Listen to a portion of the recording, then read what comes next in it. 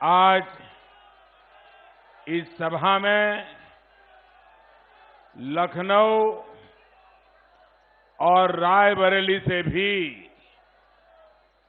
हजारों मतदाता नागरिक भाई बहन जुड़े हैं। लखीमपुर खीरी और अन्य जिलों से भी तकनीक के माध्यम से हजारों भाई बहन हमारे साथ जुड़े हुए हैं। मैं आज यहां से जो वर्चुअली हमारे साथ जुड़े हैं उनका भी हृदय से अभिनंदन करता हूं। आज यूपी में तीसरे चरण का चुनाव हो रहा है। ऐसा लग रहा है पहले 2 चरण में भारतीय जनता पार्टी को अभूतपूर्व आशीर्वाद मिले हैं। तीसरे चरण में उस रिकॉर्ड को भी तोड़ने का मन बना लिया है। आज पंजाब से भी भाजपा के पक्ष में भारी वोटिंग की खबर आ रही है। लोग ज्यादा से ज्यादा संख्या में बीजेपी को वोट देने के लिए घरों से निकल रहे हैं।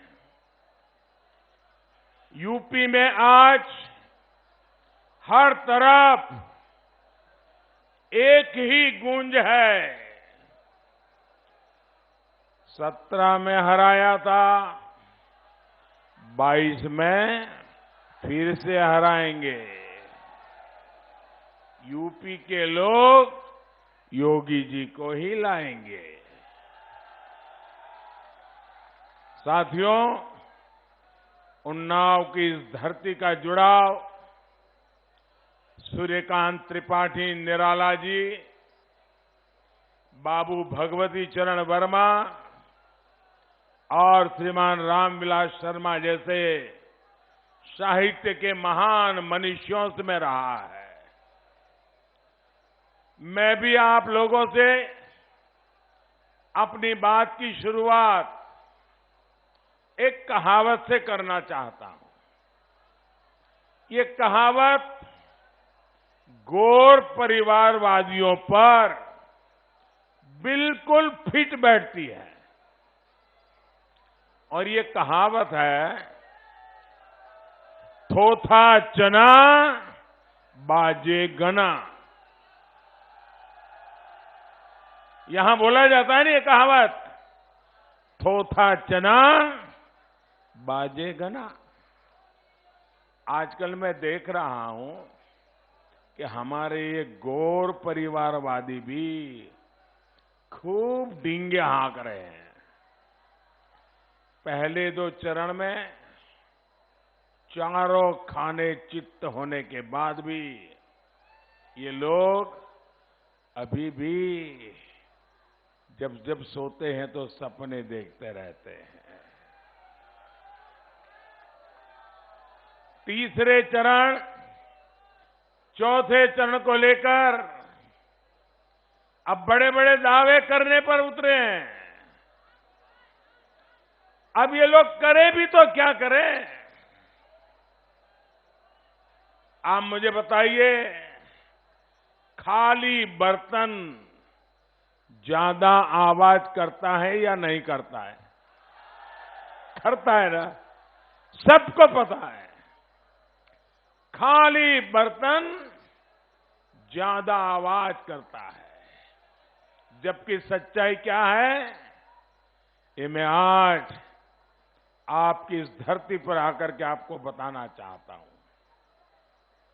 हालत ये है कि जिस सीट को ये लोग सबसे सुरक्षित मान करके बैठे थे, वो भी हाथ से निकल रही है।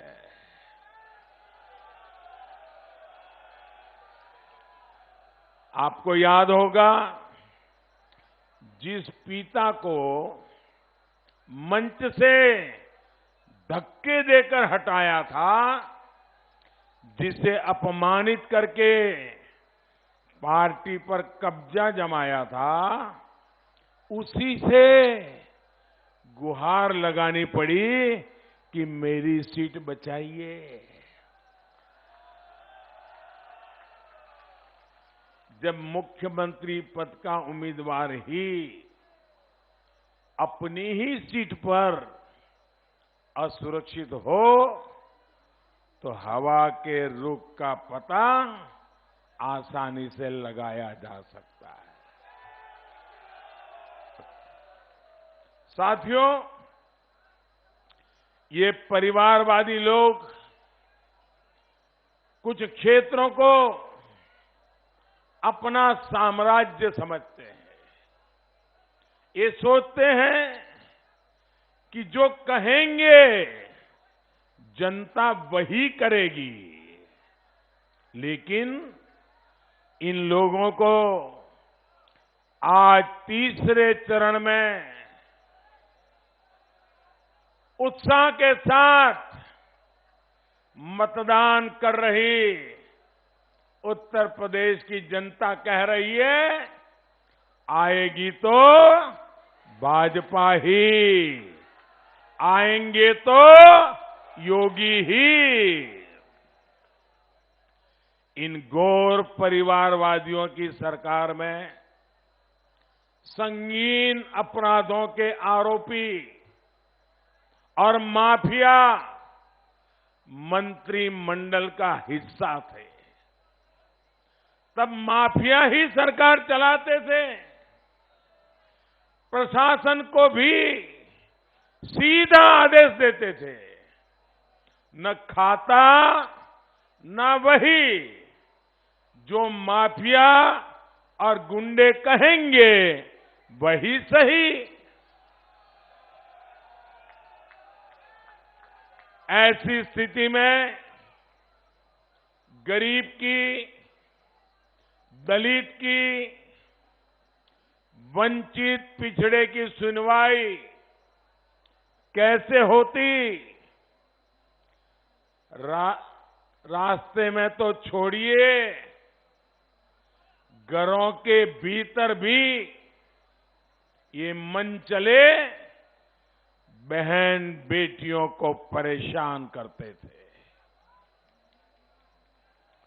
दंगा, कर्फ्यू, फिरौती, इससे व्यापारियों, कारोबारियों का जीवन 24 घंटे संकट में रहता था।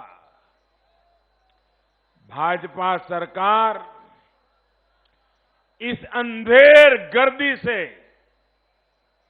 यूपी को बाहर निकाल कर लाई है। जिस यूपी की छवि इन लोगों ने ऐसी बना दी थी कि यहां कुछ बदल नहीं सकता, उस यूपी में योगी जी की सरकार ने कानून व्यवस्था को सुधार कर दिखाया है। इसलिए यूपी पूरी ताकत से कह रहा है, जो सुरक्षा लाए हैं हम उनको लाएंगे। जो सुरक्षा लाए हैं हम उनको लाएंगे। जो सम्मान लाए हैं हम उनको लाएंगे। भाइयों और बहनों, योगी जी ने इन लोगों के डर और खौफ के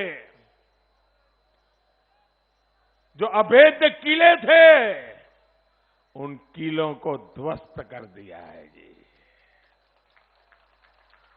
और इसलिए ये बहुत परेशान है। ये परेशानी कुछ दिन पहले भी सबने देखी है। कैसे खुले मंच से एक पार्टी का अध्यक्ष यूपी के पुलिस को, हमारे इन सिपाहियों को किस भाषा में अपमानित कर रहा है, उसका वीडियो आज घर घर देखा जा रहा है। मन से दी गई वो गालियां, वो धमकी सिर्फ यूपी की पुलिस के लिए नहीं थी, वो अपने उन दंगाई, दबंग, माफिया दोस्तों की हिम्मत बढ़ाने का प्रयास था। आप मेरे शब्द लिख के रखिए भाइयों, हमेशा मुझे याद करना, ये वृत्ति भर भी बदले नहीं है, ये बिल्कुल बदले नहीं है। भाइयों बहनों, ये तो आपसे बदला लेने के लिए बेताब है। क्या आप उनको बदला लेने का मौका देंगे? ये बदला लेने की उनकी सोच आपको मंजूर है?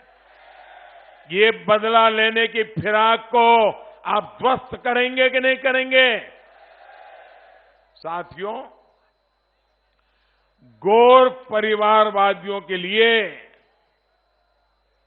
सबसे बड़ा होता है अपना स्वार्थ, अपने करीबियों का स्वार्थ, अपने परिवार के लोगों का साथ, चाहे यूपी के लोगों की बेइज्जती हो। अगर इनको अपना फायदा नहीं दिखता तो इससे भी आंखें मूंद लेते हैं। कुछ दिन पहले पंजाब में वोट पाने के लिए यूपी के गरीब, दलित, पिछड़ों को गाली दिलवाई गई, तालियां बजाई गई। आपने वो वीडियो देखा है ना? लेकिन यहां के जो गौर परिवारवादी है, उन्होंने दिखावे के लिए भी इसका विरोध नहीं किया। भाइयों बहनों, आप मुझे बताइए, कोई भी व्यक्ति कहीं पर भी उत्तर प्रदेश के लोगों का अपमान करेगा तो आप इसको स्वीकार करेंगे? आप चुप रहेंगे? आप मुंह पे ताला लगा देंगे?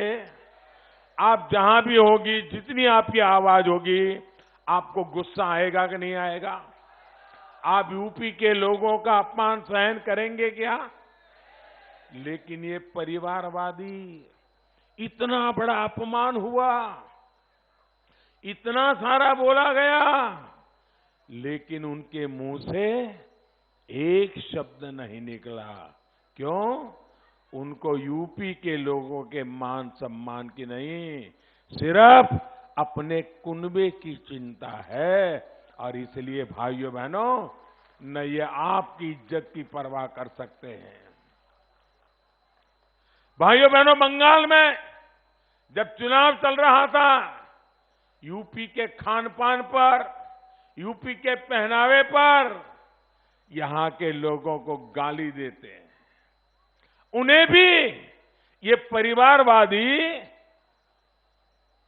लाल जाजम बिठा करके, लाल दरी बिठा करके प्रचार करने के लिए यहां बुलाते हैं, जो यूपी के लोगों के खान पान पर, उनके पहनाव पर, उनके बोलचाल पर मजाक उड़ाते हैं।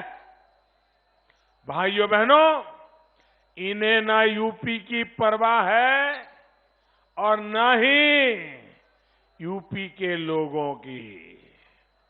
आपकी उनको कोई दरकार नहीं, आपकी कोई चिंता नहीं है भाइयों। इन्हें सिर्फ कुर्सी चाहिए। साथियों, गौर परिवारवादियों को सरकार क्या है उनके लिए? उनके लिए सरकार का मतलब क्या है? उनके लिए सरकार का मतलब है ये तो एटीएम है, एक ऐसी तिजोरी है जहां से जितनी नोटें निकाल सकते निकाल लो और अपना घर भर लो। उनके लिए सरकार का मतलब यही है। भाइयों बहनों, भाजपा के लिए तो सरकार सिर्फ और सिर्फ आप जैसे कोटि कोटि नागरिकों की सेवा करने का एक माध्यम है, सेवा करने का अवसर है।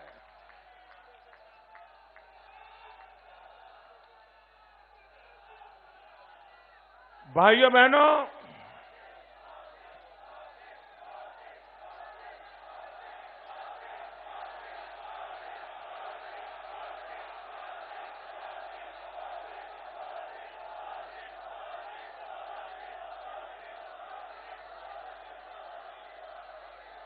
आपका ये प्यार, आपके आशीर्वाद मुझे आपके लिए दिन रात काम करने के लिए प्रेरणा देते हैं। साथी, आप जो मुझे ये आशीर्वाद दे रहे हैं ना, आप जो मेरा ये हौसला बुलंद कर रहे हैं, मैं आपको कहता हूं साथियों, ये आपके प्रेम को मैं ब्याज समेत लौटाऊंगा, ब्याज समेत। और मैं आपको विकास करके ये लौटाऊंगा, विकास करके लौटाऊंगा। आपका ये प्यार मैं कभी भूल नहीं सकता हूं जी। ये दिल्ली में एयर कंडीशन में बैठे हुए लोगों को ये प्यार कभी नजर नहीं आ सकता। भाइयों साथियों, हालात तो ये है कि अपने लालच में ये लोग गरीबों के जीवन से खिलवाड़ करने से भी बाज नहीं आते। दुनिया पर 100 साल में नहीं आई ऐसी भयंकर महामारी आई, पूरी मानव जात को, दुनिया के हर इंसान को इस बीमारी ने अपनी चपेट में ले लिया। भाइयों बहनों, हमारी कोशिश यही रही कि मेरे देश के हर इंसान को जल्द से जल्द टीका लगे, हर की जान बचाने सुरक्षा का काम हो। हमने खजाना खोल दिया, तिजोरी खोल दी ताकि वैक्सीन तैयार हो।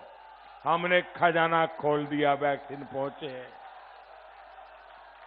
आपकी जिंदगी बचाने के लिए भाइयों बहनों, भारत के वैज्ञानिकों ने जो वैक्सीन बनाई, जो टीके तैयार किए ना, ये टीके पाने के लिए दुनिया के देश कतार लगाकर खड़े थे और मुझे लगातार फोन करते थे, हमें टीके दे दो, हमें टीके दो।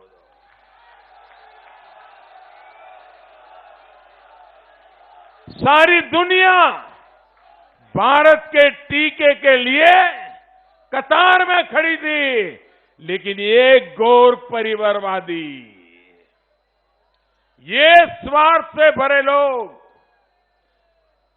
सत्ता के लिए जीने मरने वाले लोग, इन्होंने गरीब का जीवन बचाने वाले टीके, उसके खिलाफ भी मोर्चा खोल दिया। यहां तक बोल दिए कि ये तो भाजपा का टीका है, भाजपा का टीका। भाइयों बहनों, आप सबका टीका लगा है क्या? जरा हाथ ऊपर करके मुझे बताइए, टीका लगा है? आपको एक भी पैसा देना पड़ा है क्या? घर घर लगाने की हमने कोशिश की है कि नहीं की है? अब ये कहते हैं ये भाजपा का टीका है। भैया ये तो टीके से कौन कौन लोग डरते हैं आपको मालूम है ना? एक तो सबसे ज्यादा डरता है कोरोना खुद, और दूसरे ये गोर परिवारवादी जो सत्ता पाने के लिए खेल खेलते हैं वो टीके से भी डरते हैं। भाइयों बहनों, आप देख लेना 10 मार्च को जब चुनाव नतीजे आएंगे ना, तो ये लोग बयान देने वाले हैं। क्या बयान देंगे? हम तो इसलिए हार गए, हमारी जमानत इसलिए जब्त हो गई, ये भाजपा वाले इसलिए जीत गए कि वो भाजपा का टीका लगाया था तो उनकी उंगली अंदर कमल पर ही जाती थी।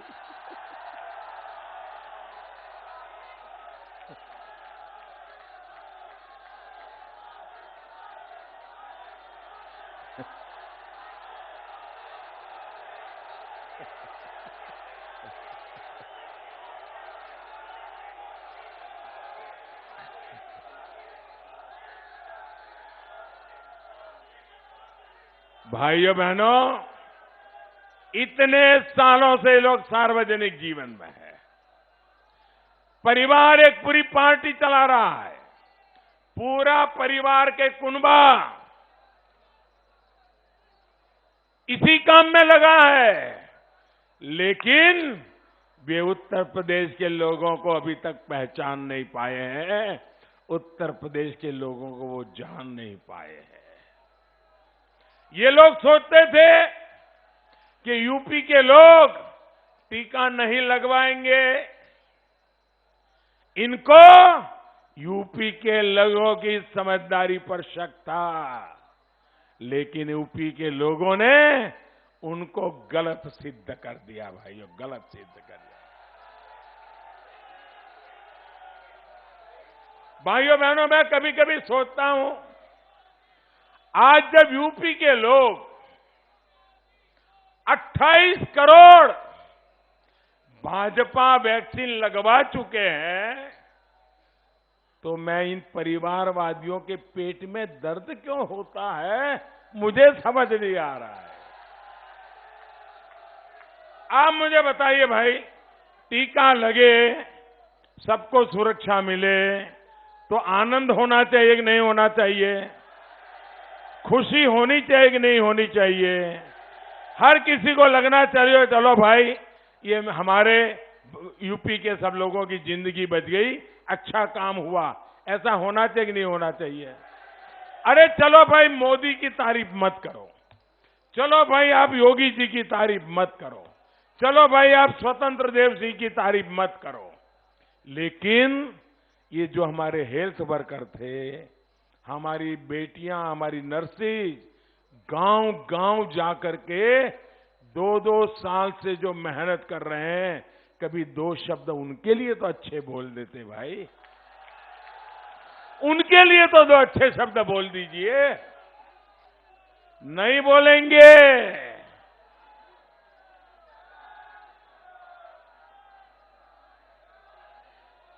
स्वार्थ इनके सर पर ऐसा चढ़ गया है कि इस देश के लिए जीने मरने वाले किसी की उनको कद्र नहीं है भैया, कद्र नहीं है। साथियों, डबल इंजन सरकार ने सबको मुफ्त टीका तो लगवाया ही, महामारी के इस समय में हमने कदम कदम पर गरीब परिवारों का साथ दिया है।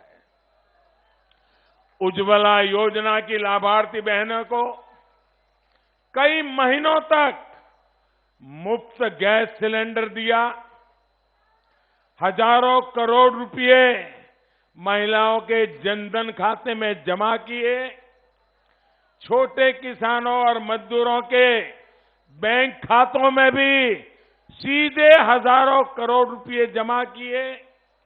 इतना ही नहीं, महामारी में हमारा कोई परिवार, गरीब से गरीब परिवार, वह भी भूखा न सो जाए, इसके लिए 2 साल से भाजपा सरकार यूपी के 15 करोड़ लोगों को मुफ्त राशन उपलब्ध करा रही है भाइयों।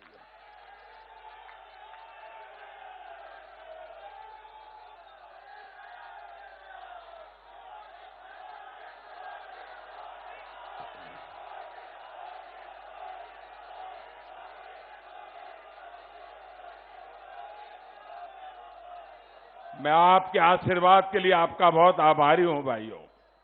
आप कल्पना कर सकते हैं, दुनिया में जिस किसी से मेरी बात होती है, अगर मीटिंग में मिलना हो जाए या वर्चुअल मीटिंग में मिले या टेलीफोन पर बात करें, दुनिया के बड़े बड़े नेता, बड़े बड़े लोग, समृद्ध देशों के लोग, जब उनको पता चलता है कि 80 करोड़ लोगों को 2 साल से मुफ्त राशन दिया जा रहा है, तो वो आश्चर्यचकित हो जाते हैं। मुझे पूछते हैं, मोदी जी आपके देश में इतना बड़ा काम हुआ है। भाइयों बहनों, ये हम सबके लिए संतोष का विषय है कि नहीं है? गरीब के घर में चूल्हा जले, आपको भी संतोष होता है कि नहीं होता है? गरीब का पेट भरे तो आपको भी आनंद होता है कि नहीं होता है? इन गौर परिवारवादियों को आनंद नहीं होता है। मैं उन्नाव के लोगों से जानना चाहता हूं, आप मुझे बताइए, ये राशन माफिया होते पहले वाली सरकार वाले, तो गरीब के घर तक राशन पहुंचता क्या? गरीब के घर में चूल्हा जलता क्या? गरीब रात को खाना खा के सो सकता था क्या? भाइयों और बहनों, इसलिए यूपी के लोग, जो उन्होंने अपनी आंखों से देखा है, अपने अगल बगल में देखा है, और इसलिए यूपी के लोग पूरी ताकत से कह रहे हैं, जो मुफ्त राशन लेकर आए हैं, हम उनको फिर से लाएंगे।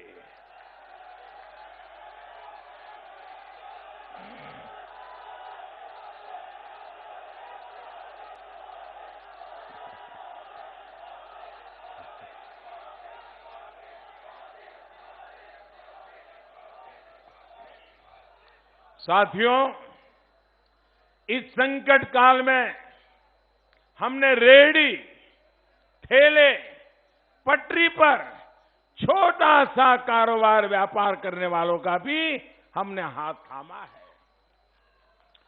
पीएम स्वनिधि योजना से उत्तर प्रदेश के लगभग 8.5 लाख रेहड़ी, पटरी, ठेले वाले साथियों को हमने बैंक से कम ब्याज से लोन स्वीकृत किए हैं। हमें मालूम है, ये हमारे जो रेहड़ी पटरी वाले भाई बहन हैं, वो बेचारे बाजार में से किसी परिचित से ब्याज से पैसे लाते हैं, दिन भर मेहनत करके लेते हैं और शाम को ब्याज देने जाते हैं, तो आधी रकम तो यूं ही चली जाती थी। मेरे लिए, मेरे इन गरीब भाइयों के लिए चिंता थी, और इसलिए रेहड़ी पटरी वालों तक की मैंने चिंता की है। भाइयों, देश में पहली बार हुआ है जब इन रेहड़ी पटरी वाले साथियों को किसी सरकार से मदद मिली है। साथियों, ये वही लोग हैं जिनको गौर परिवारवादियों ने छोटा समझ करके, इनकी तो कोई हैसियत नहीं ऐसा मान करके, इनको हमेशा हमेशा भुला दिया था। इन लोगों को तो क्या, किसकी चिंता करते थे, किसकी सेवा करते थे, किसकी भलाई के लिए काम करते थे, आप भली भांति जानते थे। उनको अपनी वोट बैंक के बाहर कुछ भी नहीं दिखता था। भाइयों, भाजपा सरकार गरीबों की सरकार है। गरीब के सामर्थ्य पर भरोसा करने वाली सरकार है। इसलिए हमने करोड़ों गरीबों के बैंकों में खाते खुलवाए, उनके लिए बैंकों के दरवाजे खोले। आज एक क्लिक पर सरकार सभी लाभार्थियों को बिना किसी बिचौलिए के मदद कर सकती है। भाइयों बहनों, आपको मालूम है, आधार और जनधन अकाउंट, इस दो की मदद से हमने ये जो कटकी कंपनी थे ना, जो बीच में मलाई खा जाती थी, उनकी सारी दुकानें बंद कर दी। सारी दुकानें बंद कर दी। अब मुझे बताइए, अब ये इनकी सब बेईमानी की दुकानें बंद होगी तो मोदी पे गुस्सा करेंगे कि नहीं करेंगे? योगी पे गुस्सा करेंगे कि नहीं करेंगे? हमारी सरकारों पर भद्दी बातें बोलेंगे कि नहीं बोलेंगे? आप कल्पना कीजिए, इन्होंने आधार का भी विरोध किया। बताओ, क्योंकि उनको मालूम था मोदी ने आधार और जनधन के माध्यम से छोटे छोटे किसानों के खाते में सीधे पैसे जमा करा दिए, गरीब माताओं के खाते में सीधे पैसा जमा करा दिए। ये कटकी कंपनी का खेल खत्म हो गया, इसलिए इनके पेट में दर्द हो रहा है। कल्पना कीजिए, अगर ऐसी भयंकर महामारी के दरमियान ये परिवारवादी लोग सरकार में होते तो इस हमारे उत्तर प्रदेश का हाल क्या होता। मेरे भाइयों बहनों, कल्पना करते ही रोंगटे खड़े हो जाते हैं। भाइयों बहनों, पता नहीं क्या हाल कर देते। साथियों, उत्तर प्रदेश के हमारे युवाओं को आप मुझे बताइए दोस्तों, गरीब से गरीब को भी डॉक्टर बनने का हक है कि नहीं है? इंजीनियर बनने का हक है कि नहीं है? आपका भी मन करेगा कि नहीं करेगा कि आपका एकाध बेटा डॉक्टर बने? करेगा कि नहीं करेगा? एकाध बेटी डॉक्टर बने, मन करेगा कि नहीं करेगा? बेटा इंजीनियर बने, बेटी इंजीनियर बने, ये आप चाहेंगे कि नहीं चाहेंगे? लेकिन भाइयों बहनों, इन लोगों ने कमाल ऐसी करके रखी थी कि आपको डॉक्टर बनना है, इंजीनियर बनना है तो पहले अंग्रेजी सीखना पड़ेगा।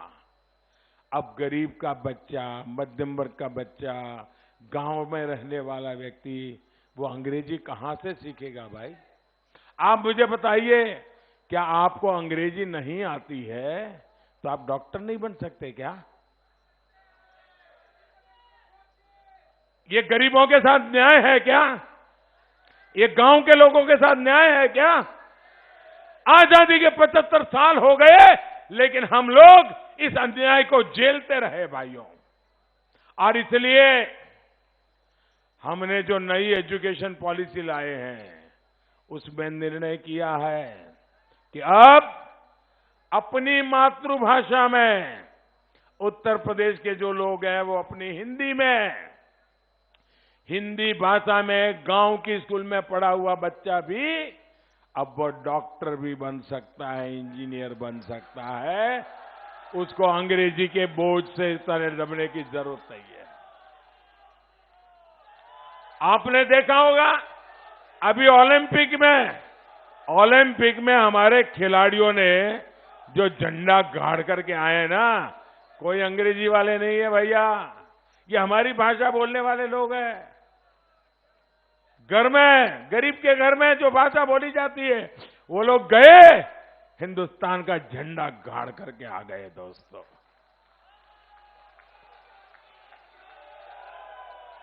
और इसलिए भाइयों बहनों, गरीब के घर में भी अगर डॉक्टर बनने का सपना पूरा हो, इसलिए इन सारी मुसीबतों को दूर करने के लिए हमारी सरकार मेडिकल, इंजीनियरिंग और दूसरे टेक्निकल विषयों की पढ़ाई के लिए अब स्थानीय भाषा में करवाने का भी हमने निर्णय किया है भाइयों बहनों। और इसका बहुत बड़ा लाभ हमारे गांव में रहने वाले हमारे गरीब बहन बेटे बेटियों को होने वाला है। योगी जी की सरकार में वापिस आने के बाद 10 मार्च के बाद नई सरकार बनने के बाद फिर से इस काम को तेज गति से किया जाएगा भाइयों बहनों। और इसलिए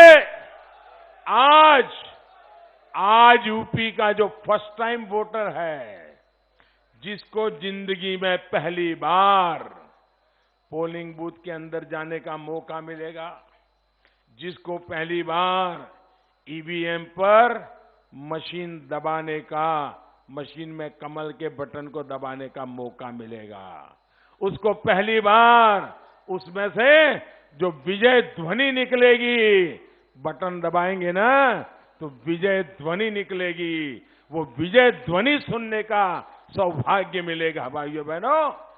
कितना बड़ा सौभाग्य मिलेगा।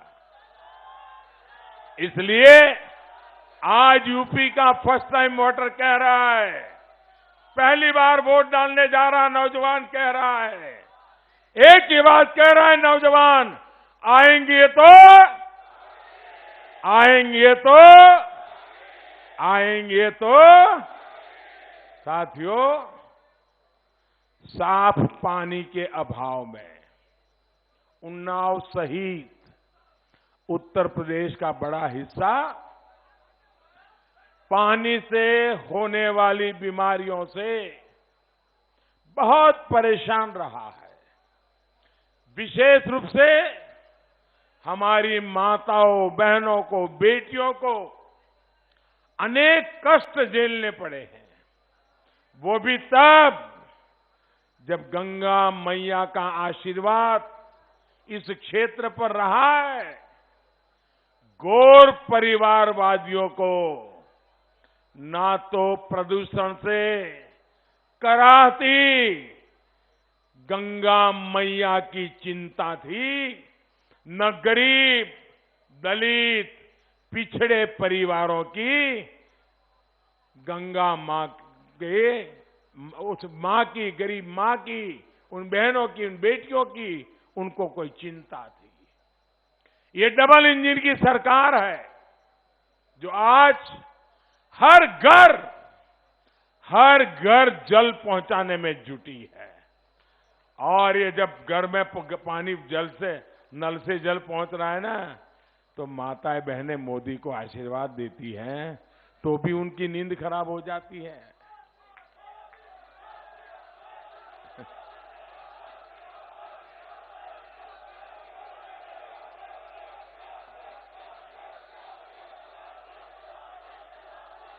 भाइयों बहनों, जल जीवन मिशन के तहत अब तक देश में 5.5 करोड़ से अधिक परिवारों को, यह आंकड़ा छोटा नहीं है भैया, 5.5 करोड़ से अधिक परिवारों को नल से जल मिल चुका है। और जिसमें लाखों परिवार मेरे इस उत्तर प्रदेश के हैं भाइयों। 10 मार्च के बाद हर घर पाइप से जल पहुंचाने का काम डबल इंजन सरकार और तेजी से पूरा करने वाली है। भाइयों बहनों, ये गौर परिवारवादी, एक घोषणावादी चुनाव देख करके भांति भांति की घोषणा कर देते हैं और चुनाव गया तो वो भी अपनी घोषणाएं भूल जाते हैं। वो उन वादे उनको ध्यान ही नहीं रहते हैं, फिर वोट बैंक की सेवा में लग जाते हैं। भाइयों बहनों, सत्ता मिलने पर इन गौर परिवारवादियों को तिजोरी भरने से ही फुर्सत नहीं मिलती है। इस बार भी इन लोगों ने ऐसे ही हवाबाजी की है, भांति भांति के वादे किए हैं। बोलो मेरे दोस्तों, जब सत्ता है ही नहीं, जब सत्ता आने वाली नहीं है, तो फिर बड़ी बड़ी बातों करने में जाता क्या है।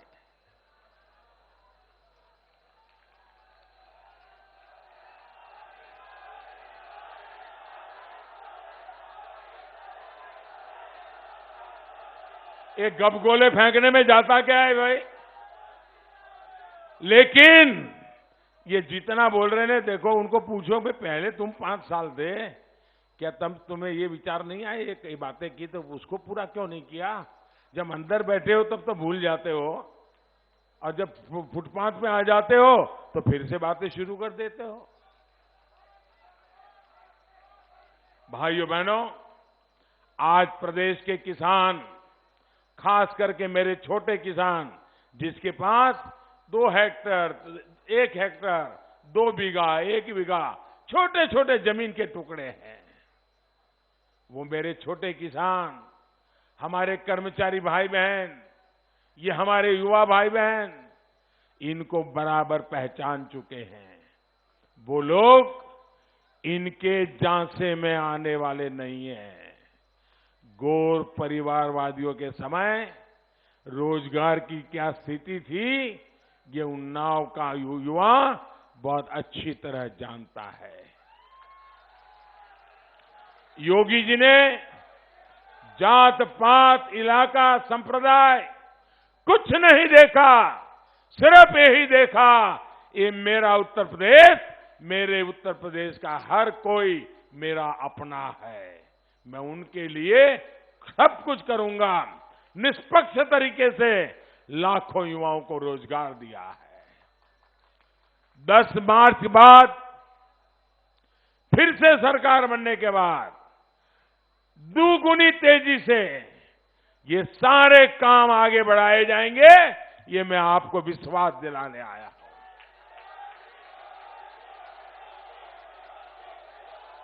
साथियों, आपको याद होगा उन्नाव में परिवारवादियों के समय में, उन्नाव में ये परिवारवादियों के समय कितनी बिजली आती थी भाई। उत्तर प्रदेश में तो मेहमान की तरह बिजली आती थी, और जैसे मेहमान चले जाए बिजली भी चली जाती थी। आज उन्नाव को भरपूर बिजली मिल रही है, और यही भाजपा सरकार के काम करने का तरीका है। सबको लाभ, बिना पक्षपात के लाभ। आज लोगों को पक्के घर, गैस के कनेक्शन, शौचालय, सड़क, मुफ्त में इलाज, ऐसी अनेक सुविधाएं मिल रही है। इसका बहुत बड़ा लाभार्थी हमारा छोटा किसान भी है, हमारा खेत मजदूर भी है। आजादी के इतने दशकों तक इन छोटे किसानों की चिंता किसी ने नहीं की। डबल इंजन सरकार ने पहली बार छोटे किसानों को नीति निर्माण के केंद्र में रखा है। पीएम किसान सम्मान योजना और 60 वर्ष के बाद पेंशन की योजना इसका सबसे बड़ा प्रमाण है। यहां के भाइयों बहनों, हमारे उन्नाव के आम की मिठास देश के दूर सुदूर के बाजारों तक पहुंचे।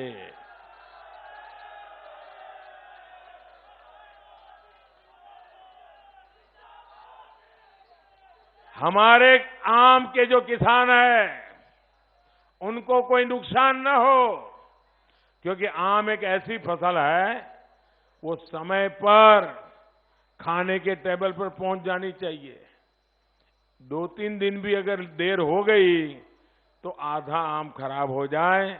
आधा आम खराब होना मतलब मेरे छोटे किसान का आधा साल बर्बाद हो जाता है जी। और इसलिए हमने मेरे इन छोटे छोटे किसानों को, हमारे आम के किसानों को नुकसान न हो, इसलिए हमने स्पेशली किसान रेल शुरू की है, ताकि आपके आम यहां से मुंबई तुरंत पहुंचे, दिल्ली तुरंत पहुंचे, देश के कोने कोने में पहुंचे और मेरे किसान की कमाई बढ़े।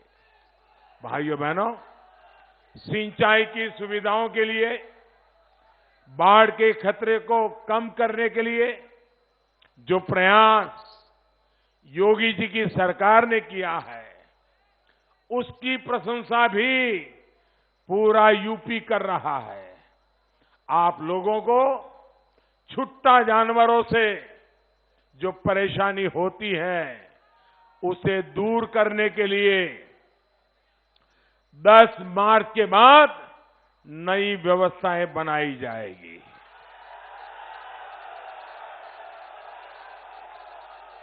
और उन्नाव के मेरे भाई बहनों, मेरे ये शब्द लिख के रखिए, ये मोदी बोल रहा है और आपके आशीर्वाद के साथ बोल रहा है।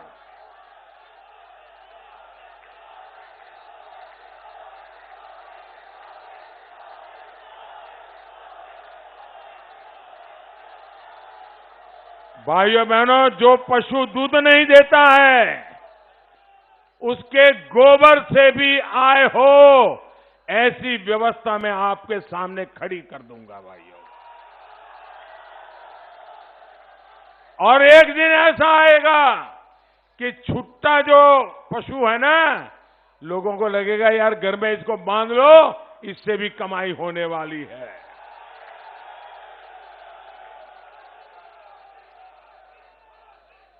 साथियों, भ्रष्टाचार, अवैध कब्जे, अवैध खनन, गुंडागर्दी और विकास में परिवारवाद, वोट बैंक, भेदभाव, ये पुराने दिन हम उत्तर प्रदेश में लौटने नहीं देंगे भाइयों। आप मेरी मदद करेंगे ना? आप मेरी मदद करेंगे ना? पक्का करेंगे।